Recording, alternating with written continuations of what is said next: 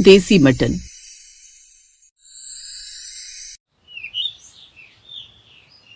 मधुकर बहुत ही समझदार और मेहनती था, लेकिन किस्मत की मार थी कि वो बहुत ही गरीब था। वो गांव में मटन बेचकर अपने परिवार का गुजारा चलाया करता था। आओ आओ मटन खाओ, गांव का देसी मटन खाओ। एक बार खाओगे बार बार आओगे। मधुकर का मटन और कहीं नहीं पाओगे। कि तभी उसके पास ग्राहक आने शुरू हो जाते हैं और उसकी मटन की खुशबू से कहते हैं, बहुत ही बढ़िया मटन बनाया तुमने मधुकर भाई, स्वाद तो बहुत ही लाजवाब आ रहा है इसका। आज मैंने गरम मसालों को हाथों से पीस कर डाला है, इसीलिए इसका स्वाद और भी निखर कर आया है। तो आप बताइए भाई साहब, चावल के साथ लगा दूं या रोटी के साथ? एक काम करो भाई मधुकर, तुम मुझे 4 रोटी के साथ मटन बांध कर दे दो। आज अपने घर जाकर आराम से खाऊंगा, वैसे भी बीवी मायके गई हुई है। मधुकर अब उस ग्राहक को मटन बांध कर दे देता है और इसी तरह सुबह से शाम तक उसकी 5 से 7 प्लेट मटन की बिक जाती है। फिर वो घर आ जाता है। तभी उसकी पत्नी प्रेरणा उससे कहती है, अजी आज तो आप जल्दी ही घर आ गए, आपका मटन जल्दी बिक गया क्या? आज हमारा बेटा विमल शहर से वापस आ रहा है अपनी पढ़ाई पूरी करके, इसीलिए मैंने सोचा समय से घर आ जाता हूँ ताकि अपने बेटे को घर के अंदर आते हुए देख सकूं। उसे देखकर ही तो मुझे सुकून मिलता है। आखिर आज हमारी सालों की मेहनत रंग लाई और हमारे बेटे की पढ़ाई पूरी हो गई। अब वो हमारे बुढ़ापे का सहारा बनेगा और हमारा अच्छे से ख्याल रखेगा। वो दोनों ऐसी ही बातें कर रहे थे कि तभी विमल घर के अंदर आता है और उसे देख और कहता है, शहर में तो मुझे सब कुछ मिलता था मम्मी पापा, लेकिन बस आप लोगों का प्यार नहीं मिल पाता था। अब मैं आप लोगों को लेकर शहर जाऊंगा और फिर हम लोग साथ में रहेंगे। वहां पर मुझे एक बहुत बड़े रेस्टोरेंट में मैनेजर की नौकरी भी मिल गई है। ये बात सुनकर मधुकर निराश हो जाता है, क्योंकि उसकी जड़ें जमीन और उस गांव से जुड़ी हुई थी। अब उसकी पत्नी प्रेरणा भी उसके चेहरे के भाव देखकर सब कुछ समझ जाती है और बाप बेटे की इस बातचीत को बीच में थामते हुए कहती है, वो सब चीज हम बाद में बात कर लेंगे। सबसे पहले अभी तो तू आया है यहाँ, कुछ दिन यहीं रहेगा। चल अब तू हाथ मुंह धो ले, मैंने तेरी पसंद का सारा खाना बनाया है। मैं बहुत ज्यादा थक गया हूँ, मैं जल्दी से हाथ मुंह धोकर आता हूँ, उसके बाद हम पूरा परिवार साथ में बैठकर खाना खाएंगे। इसके बाद विमल हाथ मुंह धोकर आता है और पूरा परिवार साथ में बैठकर खाना खाता है। ऐसे ही विमल को शहर से गांव आए पूरा हफ्ता बीत चुका था और विमल ने कहा, बाबा मैं ये कह रहा था कि अब हम इस गांव के घर को बेच देते हैं या किराए पर दे देते हैं। अब आप लोग मेरे साथ जाकर शहर रहेंगे तो इस घर का क्या ही काम है। बेटा विमल, मैं तुमसे यही कहना चाहता था, इस गांव में मेरी जड़ें हैं, मैं इस गांव को छोड़कर कहीं नहीं जाऊंगा और मेरा मटन का व्यापार भी तो यहीं चलता है। पापा आपने अपनी जवानी से वो मटन का व्यापार किया है, गांव का देसी मटन अब बहुत बेच लिया आपने। अब आप आराम कीजिए और मैं आपका ध्यान रखूंगा।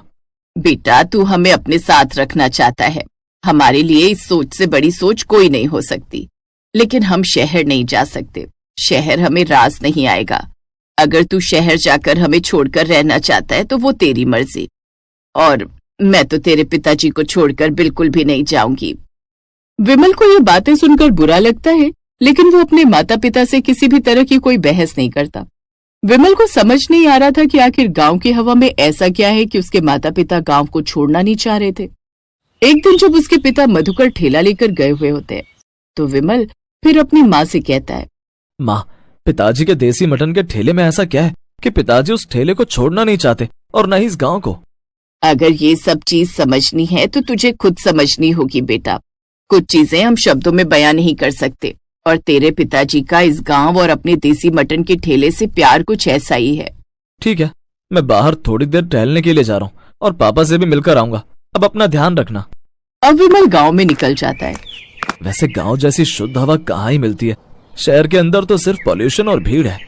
विमल ये बोलकर जैसे ही अपने पिता मधुकर के ठेले के पास जाता है तो वो देखता है कि वहाँ जरूरत से ज्यादा भीड़ लगी हुई थी। ये देखकर पहले तो विमल हैरान हो जाता है और पैसों का भी हिसाब करने लगता है।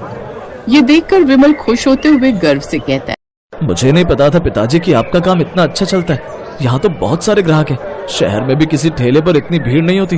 मुझे तो समझ में नहीं आ रहा कि आप मशहूर क्यों नहीं है। तुझे किसने कहा कि हम मशहूर नहीं है? तेरे ठेला लगाने से पहले ग्राहक आकर लाइन लगा लेते हैं ताकि वो तेरे पिताजी का गांव का देसी मटन खा सके, और तू कह रहा है कि मैं मशहूर नहीं हूँ। जरूरी नहीं कि मेरा नाम अखबार और टीवी में नहीं आता तो फिर मेरा नाम ही नहीं है। माफ करना पिताजी, मेरे कहने का मतलब वो नहीं था।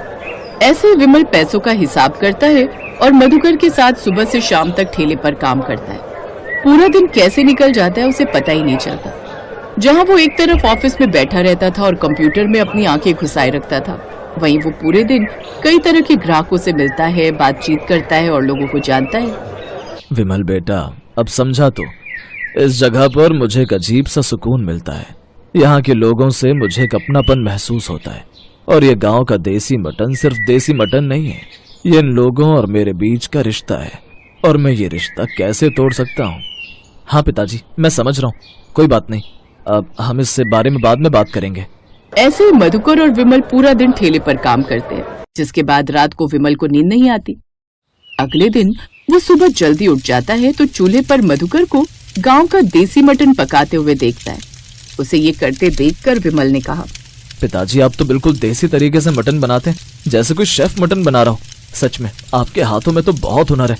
लेकिन मैं जब से शहर से आया हूँ एक भी बार आपके हाथों का देसी मटन तो खाया ही नहीं। मेरे हाथों में हुनर इसलिए है क्योंकि तेरी स्वर्गीय दादी जी ने मुझे देसी मटन बनाना सिखाया था और वो इसे घर पर ही बनाती थी। और जब मेरा रोजगार गया और तबीयत खराब रहने लगी तो मैंने इसी को अपना काम बना लिया। फिर तो एक बार मुझे भी खाकर देखना चाहिए आपका ये गांव का देसी मटन। मुझे भी तो पता चले आखिर गांव के लोग इस मटन के पीछे इतना पागल क्यों हैं। बस इतनी सी बात, नेकी और पूछ पूछ। कहते हैं कि अच्छाई की शुरुआत घर से ही करनी चाहिए, तो सबसे पहले तू ही आज मेरा ये देसी मटन खाकर देख। जिसके बाद पूरा परिवार नाश्ते में गांव का देसी मटन चावल और रोटी के साथ खाता है। विमल ने जैसे ही गांव के देसी मटन का पहला निवाला अपने मुंह में डाला तो कहने लगा, पिताजी इसका स्वाद तो बहुत ही लाजवाब है। ऐसा स्वाद तो शहरों में भी नहीं मिलता। आप एक काम करिए, गांव के अंदर ये देसी मटन का ठेला लगाना छोड़कर शहर चलिए, मैं आपकी एक दुकान खुलवा दूंगा। लोग इतने प्यार से इस देसी मटन का स्वाद नहीं खाएंगे बेटा, जितना ये गांव के लोग खाते हैं। और वैसे भी पैसा कमाने के लिए तो तू है, मैं तो सिर्फ लोगों में खुशियां कमाना चाहता हूँ। पिताजी आप बिल्कुल ठीक कह रहे हैं, मैं आपकी बात बहुत अच्छे से समझ रहा हूँ। चलिए कोई बात नहीं। ऐसे ही अब विमल के शहर जाने का समय आता है और वो शहर चला जाता है। पूरे घर में फिर से सूनापन छा जाता है। प्रेरणा पूरे घर में अकेले रहा करती और मधुकर अपना ठेला लगाने के लिए रोज चला जाया करता। लेकिन शाम के समय जैसे ही मधुकर घर आता है तो वो देखता है कि विमल घर में बैठा हुआ था और कहता है, पिताजी आपके गांव का थोड़ा सा देसी मटन बचा है या नहीं? मेरा तो आज मटन खाने का बड़ा मन कर रहा था और माँ से कहा था कि पिताजी देसी मटन लेकर आएंगे, हम वही खाएंगे। पहले तो मधुकर अपने बेटे को शहर से वापस आया हुआ देखकर हैरान होता है। विमल अपनी बात को पूरा बोलता है, मैंने सोचा पिताजी की जब मेरे पिताजी के हाथों में इतना अच्छा हुनर है और गांव में उनके देसी मटन की इतनी अच्छी मांग है तो मैं शहर में जाकर कंप्यूटर में आके क्यों गलाऊं। इसीलिए मैंने कुछ सेविंग शहर में की थी, मैं बस वही लेने गया था। अब हम गांव में एक छोटी सी दुकान डालेंगे ताकि आपको धूप बारिश में ठेले पर खड़े होकर गांव का देसी मटन न बेचना पड़े और वहां पर हम दोनों बाप बेटे मिलकर गांव का देसी मटन बेचेंगे। ये बात सुनकर मधुकर बहुत ज्यादा खुश होता है। अब विमल अपने पास जमा किए हुए कुछ पैसों से मधुकर के गांव में एक छोटी सी दुकान खुलवा देता है, जहां पर वो गांव का देसी मटन बेचा करते हैं।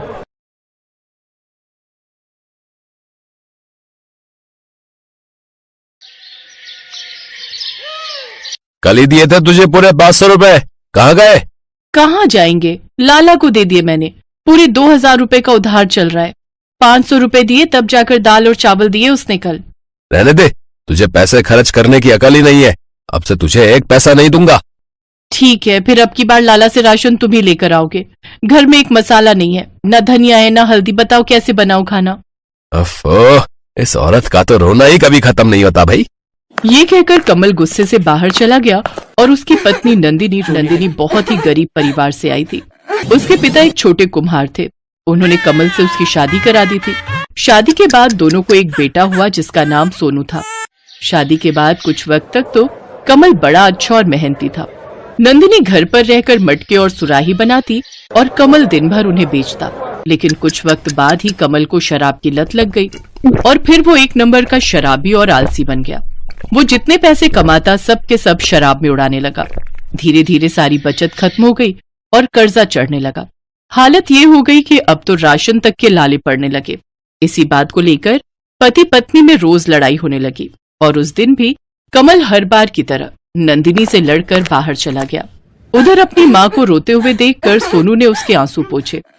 माँ, आप फिक्र मत करो, मुझे अभी भूख नहीं लगी। अच्छा, सुबह से खाया ही क्या है तूने जो तुझे भूख नहीं लगी? चल मैं तेरे लिए बिना मसाले की सादी खिचड़ी बना देती हूँ। इसके बाद नंदिनी ने सबके लिए खिचड़ी बनाई। उसने सोनू को खिचड़ी दी और वो अपने पति कमल का इंतजार करने लगी ताकि वो दोनों साथ में खाना खा सके। लेकिन दोपहर से रात हो गई, कमल लौट कर नहीं आया। और फिर माँ, लगता है पापा ने फिर से शराब पी ली है। आप खाना खा लो। हाँ मेरे लाल, तू सोचा मैं खा लूंगी। नंदिनी कमल के इंतजार में भूखी ही सो गई। ऐसे ही कई दिन बीत गए। दिवाली नजदीक थी। नंदिनी ने कमल से छिपकर खुद मिट्टी के बर्तन बेचने शुरू कर दिए और इसी से कुछ पैसे भी जोड़ लिए थे उसने। और फिर जब एक दिन वो पैसे गिन रही थी तब। माँ, आप इन पैसों से क्या करोगी? बेटा, धनतेरस पर एक अच्छी सी कढ़ाई लेकर आऊंगी, फिर तुझे बढ़िया पूरी और सब्जी खिलाऊंगी। वो पुरानी वाली कढ़ाई टूट गई है ना। वाह, फिर तो बहुत मजा आएगा। अच्छा माँ, पापा आए थे क्या? नहीं, वो नहीं आए। चल तू जा खेलने, मैं कुछ बनाती हूँ तेरे लिए। और फिर धनतेरस का दिन भी आ गया। उस दिन नंदिनी ने बाजार से नई कढ़ाई खरीदी। उसने सोचा कि अब दिवाली पर वो नई कढ़ाई में बढ़िया खाना बनाएगी। लेकिन उसी रात जब सोनू और नंदिनी सो रहे थे तभी उसे रसोई से कुछ आवाज आई। उसने उठकर देखा तो उसे कमल जाता हुआ दिखाई दिया।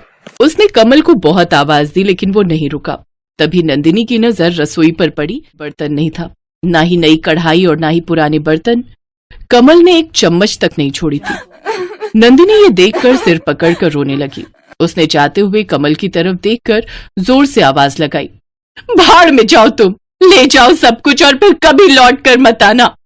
अपनी माँ को चीखते हुए सुनकर सोनू उठ गया। खाली रसोई देखकर वो भी सब कुछ समझ गया। फिर अगले दिन।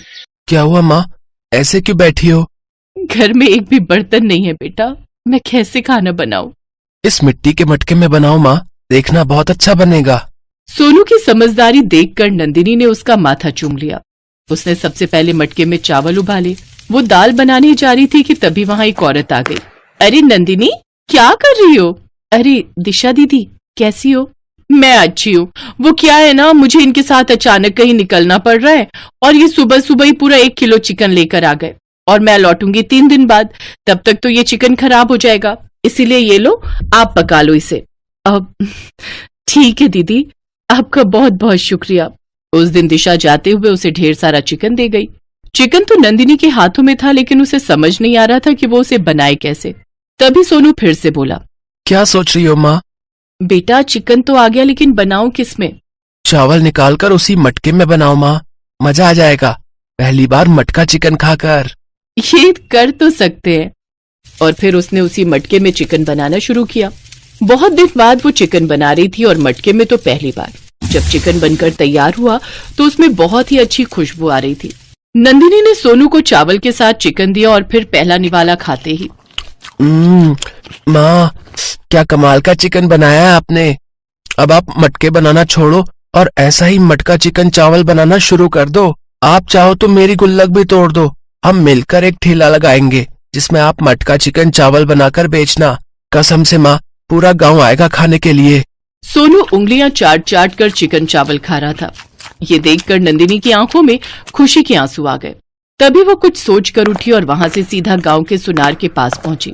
उसने अपना मंगलसूत्र सुनार के पास गिरवी रख दिया और उससे मिले पैसों से कुछ बर्तन खरीद लाई। इसी तरह शुरू हो गया उनका मटका चिकन चावल का ठेला।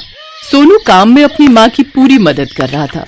शाम तक नंदिनी की लागत के साथ साथ अच्छा खासा मुनाफा भी उसके हाथों में था। सोनू एकदम सही था। गांव के लोगों को मटके में बना चिकन और चावल बहुत पसंद आए। अरे वाह सोनू, हमने तो पहले ही दिन अच्छी खासी कमाई कर ली। चल जल्दी चल, अब कल के लिए तैयारी करेंगे। बीतते वक्त के साथ उनकी तरक्की बढ़ती ही गई। अब नंदिनी के मटका चिकन चावल की बड़ी सी दुकान थी और दुकान के ऊपर ही एक शानदार घर। सोनू बड़ा हो गया था। वो अपनी मोटरसाइकिल स्टार्ट कर ही रहा था कि तभी वहां एक अधेड़ आदमी आया जिसने एक फटा पुराना कंबल लपेटा हुआ था। वो कमल था। उसने सोनू को देखते ही आवाज लगाई, सोनू, मेरे बच्चे। पापा, आप कैसे हो आप? मैं ठीक नहीं हूँ बेटा। लेकिन तू कितना बड़ा हो गया है तू। मैं गया था घर, पर पता चला कि तुम लोग वहां से चले गए हो। तू यहाँ इस दुकान में काम करता है क्या? नहीं पापा, ये मटका चिकन चावल की मशहूर दुकान हमारी है और ऊपर हमारा घर। माँ अभी बाहर गई हुई है, मैं उन्हें लेने ही जा रहा हूँ। पर आप ऐसे मत जाना, दुकान से चिकन चावल खाकर ही जाना। और हाँ, पैसे देने की जरूरत नहीं है। सोनू की बातों से कमल को समझ आ गया था कि अब उसकी वापसी की कोई उम्मीद नहीं है, क्योंकि नंदिनी और सोनू उसके बिना जीना भी सीख गए थे और तरक्की करना भी। Best buddies.